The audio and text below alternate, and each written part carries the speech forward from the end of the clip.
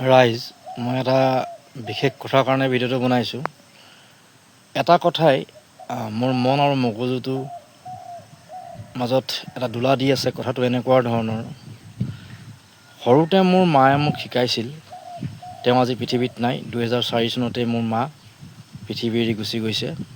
কিন্তু তেওঁ মোক এটা সৰুতে কথা শিকাইছিল, কৈছিল, বাবা, ঘৰত মোক বাবা বুলি মাতে, বাবা, জীৱনত আনৰ টকা মাৰি নাখাবি। তাৰপিছত মায়ে কৈছিল, মানুহক উপকাৰ পাৰিলে কৰিবি, কিন্তু অপকাৰ নকৰিবি। তাৰ পাছত লগ পালোঁ আমাৰ ডক্টৰ নগেন শইকীয়া ছাৰক। নগেন শইকীয়া ছাৰেও মোক এটা কথাই ক'লে যে অন্যায় কৰাটো যেনেকৈ পাপ, অন্যায় সহ্য কৰাটো ঠিক তেনেকৈ পাপ। তাৰ পাছত মই লগ পালোঁ আমাৰ ভূপেন দাক, ডক্টৰ ভূপেন হাজৰিকাক। ভূপেন দাই মোক এটা কথা গানেৰে ক'লে যে পিতায়ে আৰু আয়ে মোক নিশিকালে আনৰ ধন কাঢ়ি খাবলৈ। ভাবি চাওক, এদিন গৈ আছোঁ গুৱাহাটীৰ ৰাজপথত মামণি বাইদেউৰ লগত গাড়ীত উঠি, হঠাতে বাইদেৱে গাড়ীখন ৰখালে। মোক ক'লে, তোমাৰ হাতত কিবা খুচুৰা পইচা আছে নেকি? মই ক'লোঁ, বাইদেউ, মোৰ হাতত খুচুৰা পইচা তেনেকৈ নাই। মই বোলো, কিয়? কৈছে, তুমি চোৱাচোন গ্লাছখন খুলি, এই মানুহজনৰ ভৰিখনেই নাই। তেওঁ মানি বেগটোৰ পৰা আপোনাৰ খপৰ কৰি কেইটকামান উলিয়াই দিলে। তেতিয়া মই তেওঁৰ মাজত থকা মামণি ৰয়ছম গোস্বামীক চিনি পাইছিলোঁ। আৰু ভূপেন দা পাছত, মামণি বাইদেউৰ পাছত, সেই নগেন শইকীয়া ছাৰৰ পাছত মোৰ মালৈকে মই আপোনালোকক কথাখিনি ক'লোঁ। তাৰপৰা মই জুবিনক দেখিলোঁ। সিটো দানবীৰ, জানেই আপোনালোকে। গতিকে এই ব্যক্তিসকলে যিমানে বিলাই দিছিল, সিমানেই মহান হৈছিল তেখেতসকল। মোৰ মায়েতো গাঁৱত কাৰোবাৰ যদি খাবলৈ ভাত নাথাকে, নিজৰ চাউল যিখিনি আছে গোটেইখিনি দি দিয়ে। আজি এই কথাবোৰ মনলৈ এটা কাৰণেই আহিছে। এজনে কৈ আছে, ৰিক্সাৱালাক 5 টকাৰ জেগাত 4 টকা দিবি। আৰু মোৰ মায়ে মোক শিকাইছিল যে বিনুৱাজীয়ে বোলে ৰিক্সাত উঠিবলৈকে বেয়া পাইছিল। কিয়? ৰিক্সাখন মানুহে চলায়। শুনক কথাবিলাক। হিটলাৰে 1 লাখ ইহুদীক একেদিনাই খতম কৰি দিছিল। পিছত হিটলাৰ কেনেকৈ মৰিছিল আপোনালোকে জানে? হিটলাৰে ছুইচাইড কৰিছিল। কোনোবা ব্যক্তি মিয়া হৈ জন্ম লোৱাটো তেওঁৰ কি পূৰ্বজন্মই হওক, কিবা জন্মই হওক, কি তেওঁৰ ভুল নেকি? এজন মানুহ মিয়াই হওক, হিন্দুৱে হওক, যিয়ে হওক, মোৰ মতেতো মই জাতি নামানো, জুবিনৰ নিচিনা মানুহ মই। খুব সংকীৰ্ণ মনৰ মানুহে জাতি লৈ বেছিকৈ আপোনাৰ চৰ্চা কৰি থাকে। আজি যুগত, বিজ্ঞানসন্মত যুগত, এই মোবাইলৰ যুগত, ইণ্টাৰনেটৰ যুগত,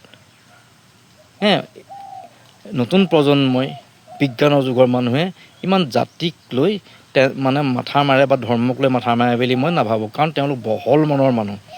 এই এছামে বৰ্তমান মাৰি আছে, কিন্তু পিছৰ প্ৰজন্মই কিন্তু সেইবিলাক নামানে, আমি দেখিছোঁ। আৰু জুবিন গাৰ্গেই সেইটো কামেই কৰিছিল, যাৰ কাৰণে জুবিন গাৰ্গক বহুতে বেয়া পাইছিল, আকৌ বহুতে ভালো পাইছিল। আৰু এটা কথা মোৰ মনলৈ আহিছে, ডক্টৰ ভৱেন্দ্ৰনাথ শইকীয়া ছাৰে কৈছিল, তোমাৰ শেষ যাত্ৰাত যিমান মানুহ তোমাৰ সহযাত্ৰী হ'ব, সেয়াই হ'ব তোমাৰ প্ৰাপ্য।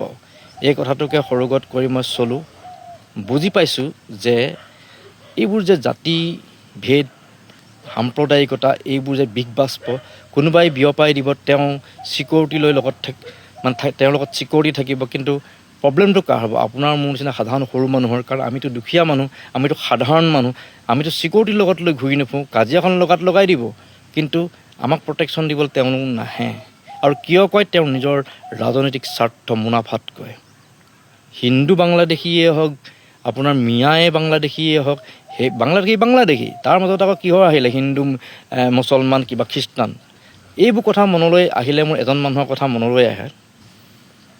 মই গুৱাহাটী মিউজিয়ামত এদিন গৈছিলোঁ, বহুদিনৰ আগৰ কথা। তেতিয়া এজন মানুহক লগ পালোঁ। মই তেওঁক সুধিলোঁ, আপোনাৰ ঘৰ ক'ত? ইংৰাজীতে সুধিলোঁ। তেওঁ ক'লে, মোৰ ঘৰ ফ্ৰান্সত। মই তেওঁৰ টাইটেল সুধোঁতে তেওঁ ক'লে, মানুহৰ কিবা টাইটেল আছে নেকি? We are men. সেই মানুহজনৰ সেই বাক্যশাৰী মই জীৱনত কোনোদিন নাপাহৰোঁ।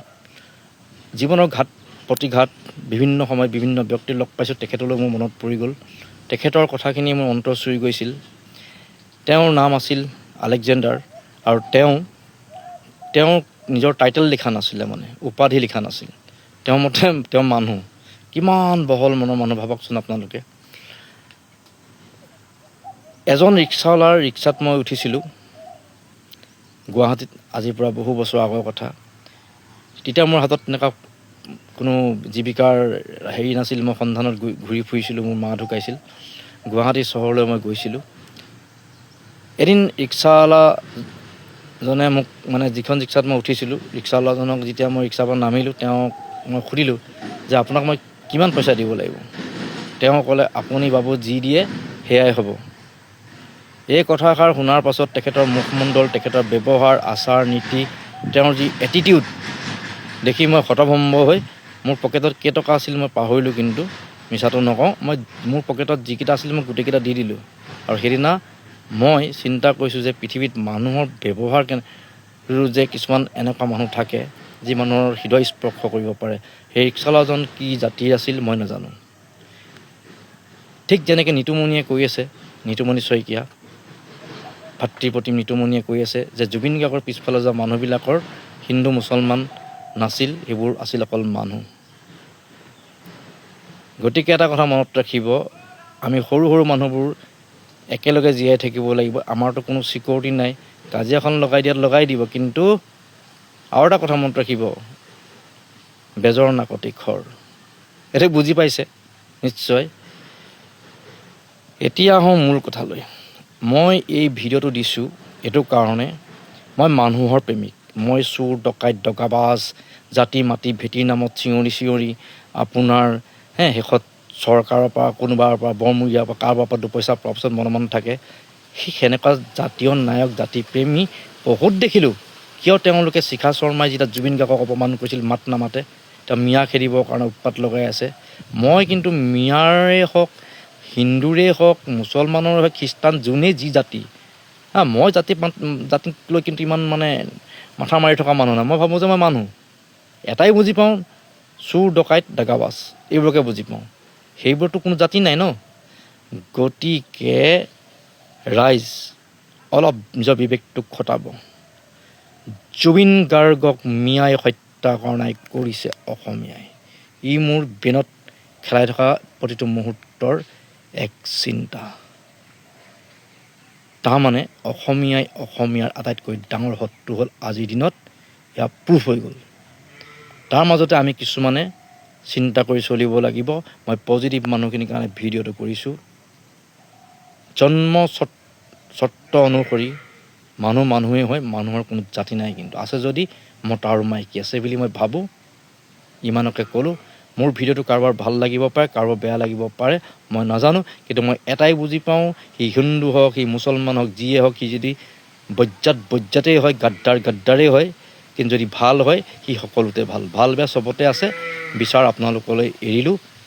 জয় আই অসম, জয় জুবিন গাৰ্গ, জয় ভাৰত মাতা, জয় হিন্দ।